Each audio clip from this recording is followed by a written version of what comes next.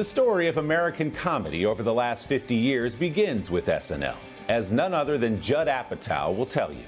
Add in the influences of Steve Martin, Jerry Seinfeld, and David Letterman, and you have the inspiration for a teenage boy from Long Island to become a comedy icon in his own right.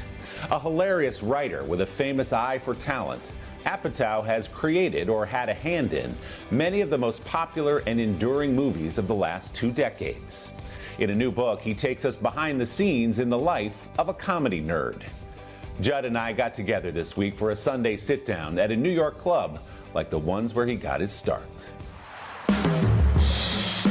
As a young comic, when you were coming up, what was it like to walk into one of these places? Sick to my stomach. I remember once I had a good set, and Seinfeld came on stage after me, and he said, "That was funny."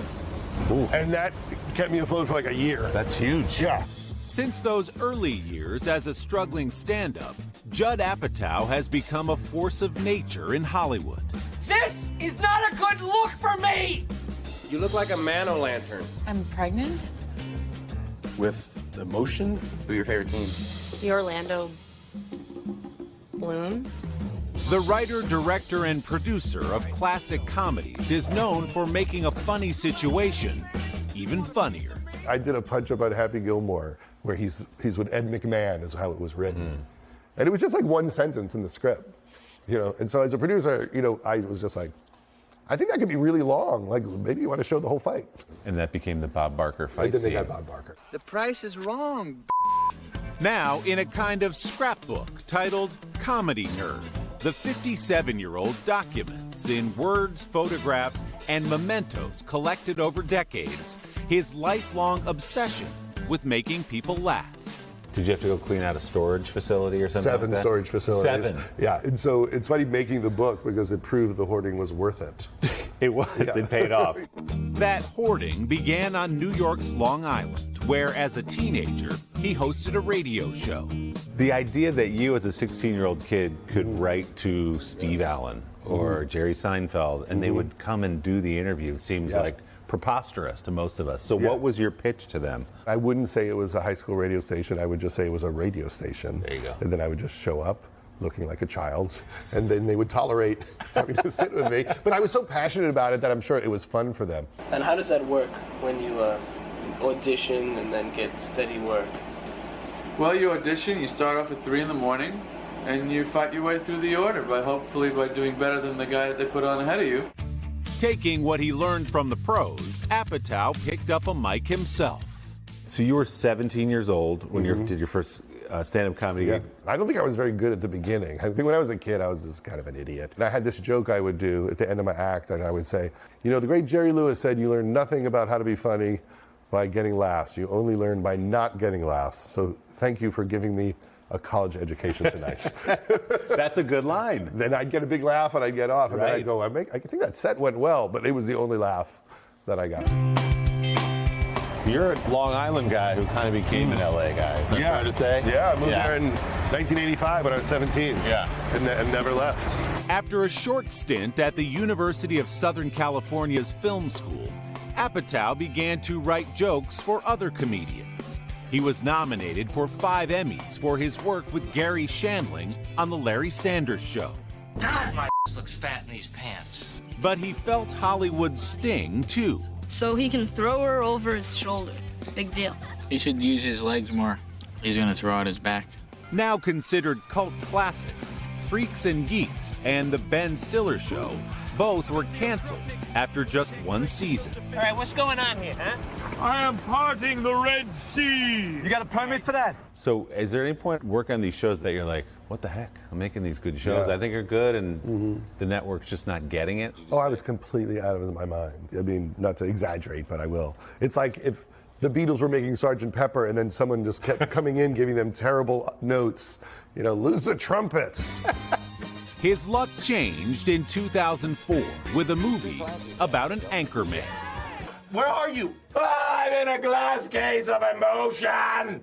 Well, Will Ferrell and Adam McKay wrote an Anchorman script that was about a group of anchor people, and they're all going to an Anchorman convention.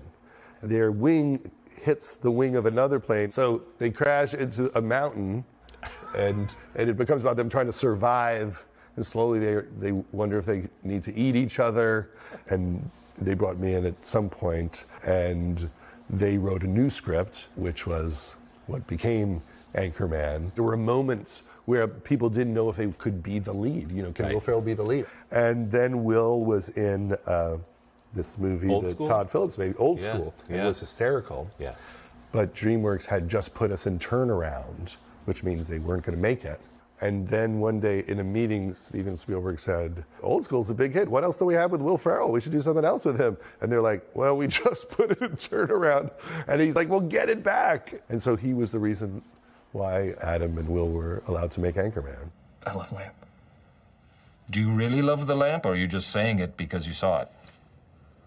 I love Lamp.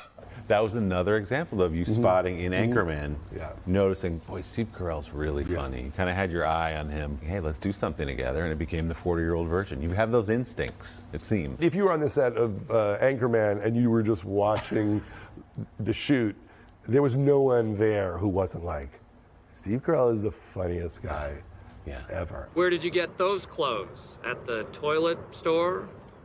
One day I'm like, do you have any ideas for yourself as a lead? And then one day he told me about this sketch he worked on once about a guy who is at a poker game and they're all talking dirty about sex, and it's clear he's lying and hasn't had sex. I thought, sadly, I understand that. I know how to develop that. No, I've borked a lot of women in my day. You borked? Once the teenager quizzing his heroes, Apatow now is the guru. What is your advice to young people getting into comedy? The way you were asking Jerry Seinfeld, what do you say to them? What I would say is how I built the book, which is I put all the failures in there also. So all the pilots that weren't picked up, everything that was a bomb. And I talk about how that happened. How do things fall apart? What's it like when they work? What's it like when they don't work? You have to really be strong and find your voice and not give up. I always say, if you give up, it's not going to work. So, the key is not quitting. That's good advice. And Spielberg saved Anchorman. Thank you for that, Stephen. Judd's new book, Comedy Nerd, is available now wherever you get your books. Proceeds, by the way, go to Fire Aid for people affected by this year's LA wildfires and to 826 National Literacy Programs. Our thanks to Gotham Comedy Club for hosting our conversation. Don't forget to subscribe to the Sunday Sitdown podcast to hear the full extended interview with Judd Apatow, including the hilarious story of the time he tried and failed at first to get Steve Martin's autograph. You can find our conversation wherever you get your podcasts, or just scan that QR code right there on the screen. Hey, thanks for watching. And don't forget, you can catch the Today Show every morning on NBC, or take Today when you're on the go. Just follow the Today podcast on Apple Podcasts, Spotify, or wherever you listen.